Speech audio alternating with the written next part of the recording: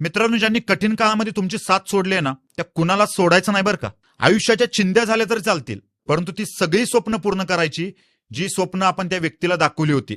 रिलेशनशिपमध्ये असताना आपण काहीतरी ठरवलेलंच असतं ना, आपण लग्नानंतर हे करू, इकडे जाऊ, या गोष्टी खरेदी करू.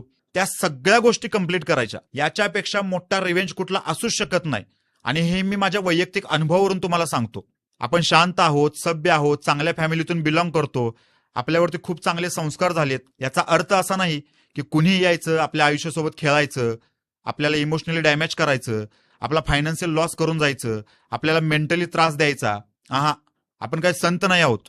रिव्हेंज घ्यायचा ना, तो अशा पद्धतीने घ्यायचा. याचा अर्थ असा नाही की कुठल्या तरी सपोज इन केस मुलगी तुम्हाला सोडून गेले म्हणून तिला काहीतरी ब्लॅकमेल करायचं, रिलेशनशिपमध्ये असलेले फोटो व्हायरल करू म्हणून सांगून तिला त्रास द्यायचा किंवा तिच्या घरच्यांना त्रास द्यायला बघायचा, तिची सोशल मीडियावरती किंवा कुठेतरी बदनामी करायची. हे चिप माइंडसेट वाले लोकांची कामं असतात. हे असलं काही करत बसायचं नाही. कर्तृत्वाने एवढं मोठं व्हायचं ना की तिलाच काय तिच्या बापाला सुद्धा वाटलं पाहिजे की या मुलाला जर आम्ही आमची मुलगी दिली असती ना, तर याच्यापेक्षा गौरवाची बाब आमच्या आयुष्यात कुठली दुसरी नसतीच.